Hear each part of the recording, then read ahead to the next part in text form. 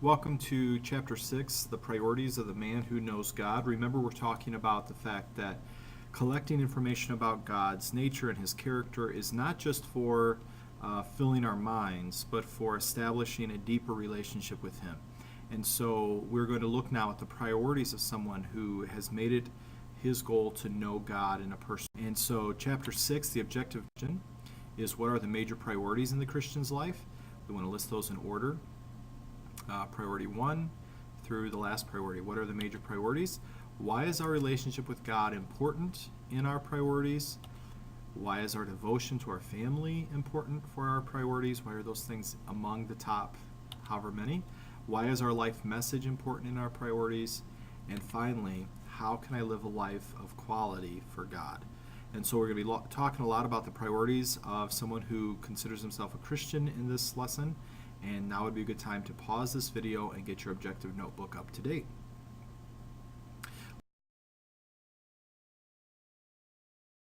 Terms for this lesson, Chapter 6. There's just a few terms that we're going to try to define. Actually, one more slide after this one. The first term is one that we've talked a lot about in this class already, and we're going to define it for again for this chapter. And that is thinking and living upon the knowledge of God. As you'll know, that is a more basic definition for meditation. For a more technical definition, you can go to chapter 2.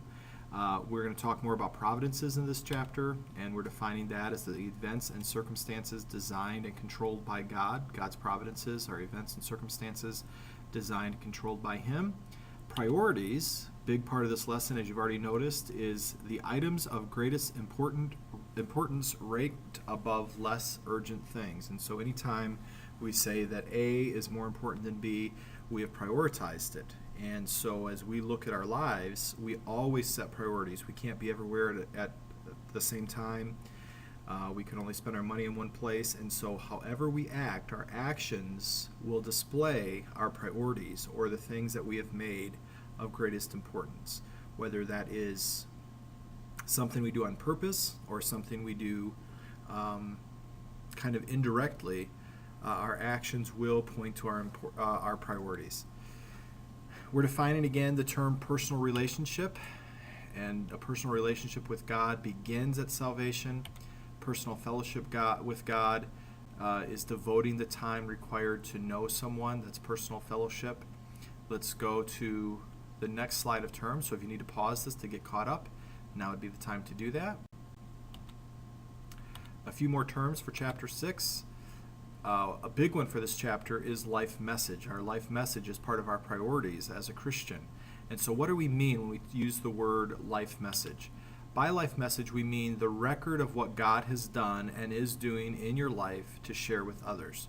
Everyone has a story. It's your story.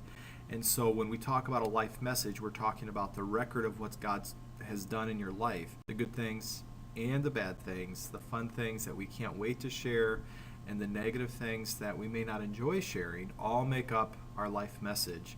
And we can tell our story in such a way so that God is glorified, which is the foundation of everything. The term efficiency is going to be coming up in this chapter, and so we need to know what that word means.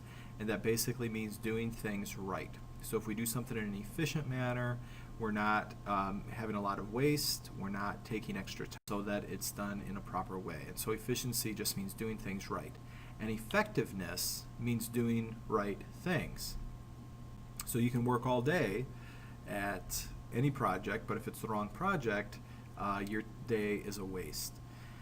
And so effectiveness is doing the right things, efficiency is doing things in the right way.